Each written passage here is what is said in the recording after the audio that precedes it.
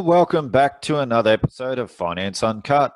On today's episode, we have a look at this week's market headlines, as well as a couple of warnings from some hedge fund managers, including billionaire Howard Marks. Howard, as usual, your memo is required reading for anyone trying to make sense of financial markets. And I should add that I encourage everybody to go and find it on the Oaktree website, read all 16 pages.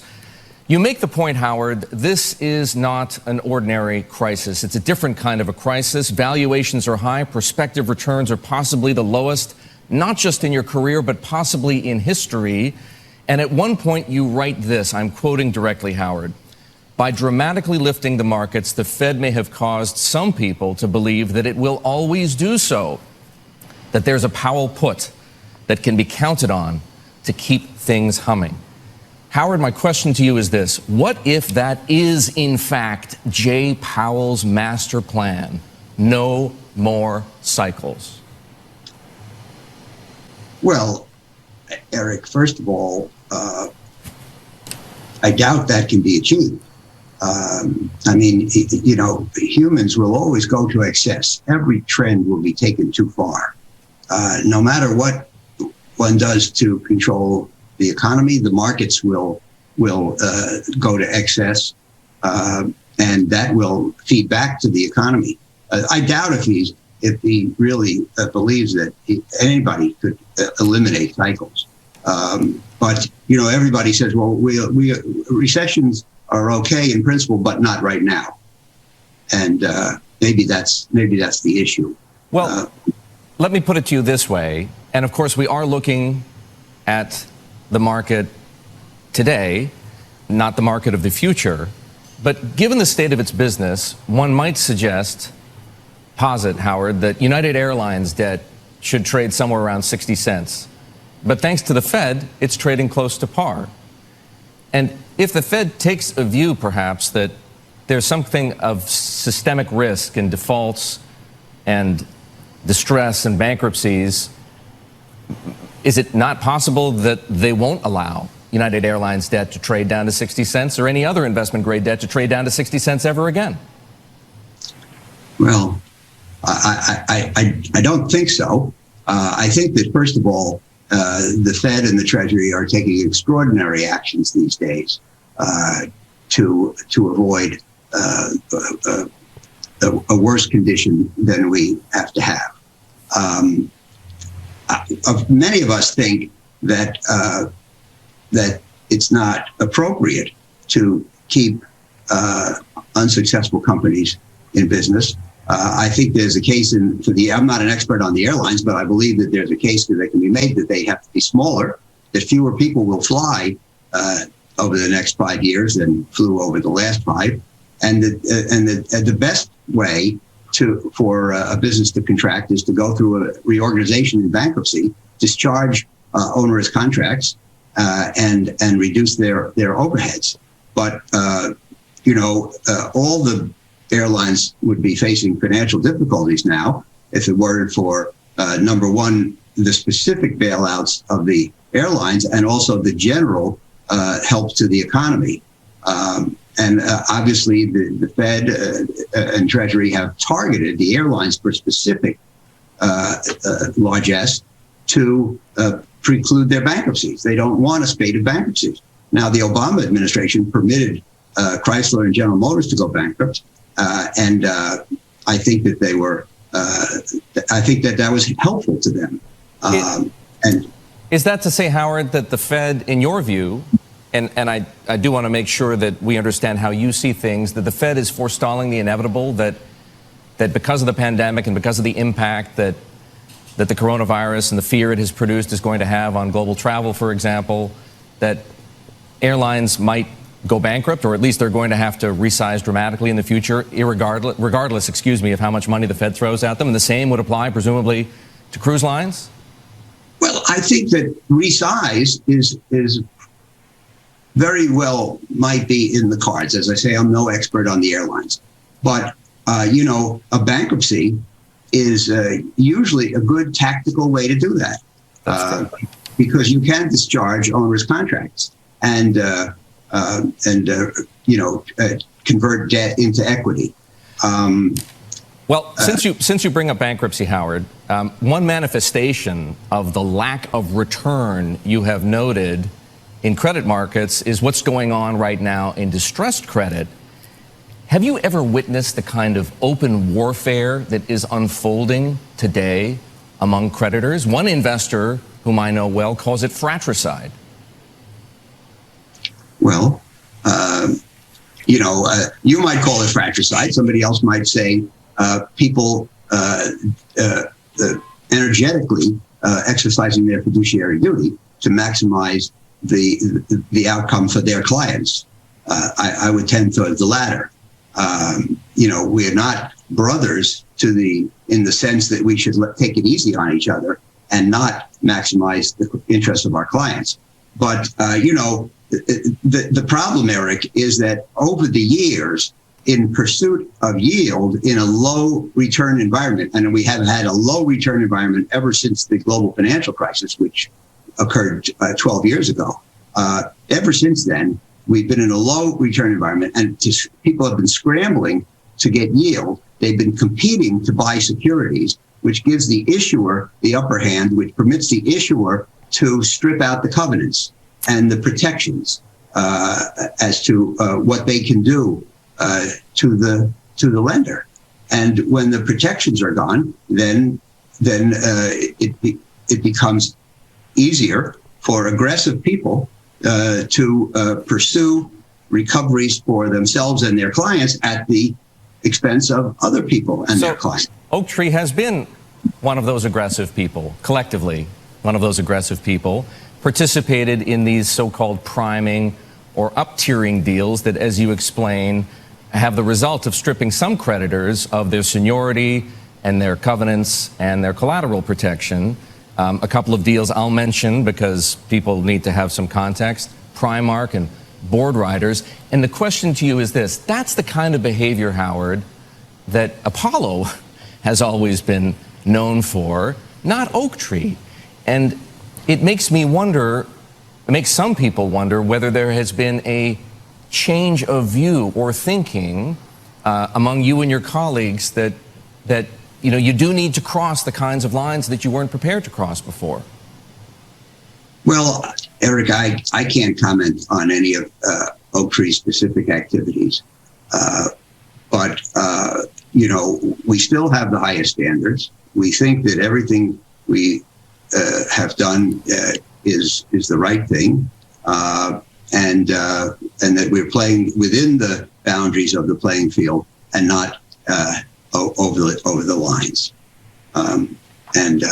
Is it possible, though, at the end of the day, it's a losing game for everybody? If everybody is prepared to screw everyone else, then you're going to get screwed as many times as you screwed others?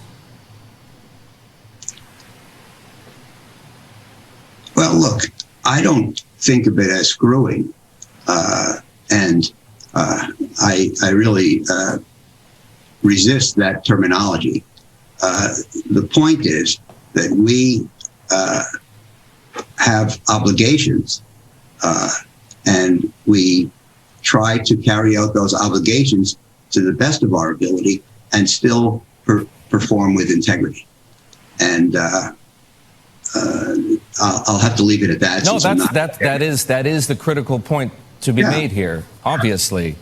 I mean, when you talk about fratricide, the alternative is to go, fratricide suggests brothers. So the other debt investors are our brothers, according to that theory, and we should go easy on them because of our relationship.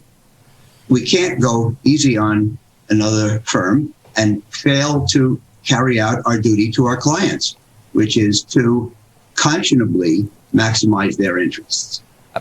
Howard, I want to go back briefly to the Fed and talk about where Fed money isn't helping. There are huge swaths of the economy that aren't benefiting from the Fed's liquidity. We're talking about restaurants and hotels in many cases, small and medium-sized businesses, the real estate market. Is that credit disconnect a more appropriate reflection of economic fundamentals? The disconnect is not more appropriate. What you're seeing in the in the industries and the entities that the Fed can't reach is you're seeing reality. That their businesses have been hurt and their business plans are in jeopardy and their revenues are way down and their employees are at risk. When you look at a company which is not in the same trouble, even though its business is way down, that's not reality. That's papering over problems. And, everybody's been saying that the Fed can provide liquidity, but it can't provide solvency. And so we have a lot of businesses which are inherently, today we call them zombies. Their debt service requirements exceed their cash flow. So they're eating money every day. In some cases, the Fed and Treasury replaced that capital as it got used up, and they stayed in business. In other cases, where they can't reach that far into the economy, they're not covering up the deficiency, and a lot of those go out of business. But I think the latter is what's really going on in the world, and the former is papered over, if you will. And coming in from Zero Hedge, Fed Vice Chair makes shocking admission. Fed may never be able to stop manipulating the market. And coming in from Mish Talk, 23.6% of all US dollars were created in the last year. Yet the Bureau of Labor Statistics says that inflation is only at 1.4%. Watch this space. And coming in from Market Watch, young and dumb traders have created a total nightmare in the stock market, fund manager warns. At 40 times earnings, there is a 0% chance that Microsoft stock will produce wealth for someone over the next 10 years to meet their needs, Cole Smead says. Let's have a look at this article. So, the buying that went on in August and September is a 10-year phenomenon, the likes of which we have never seen among millennials and in the risk-taking among people that don't want to own bonds and want to own overpriced US quality businesses. It is of record proportions.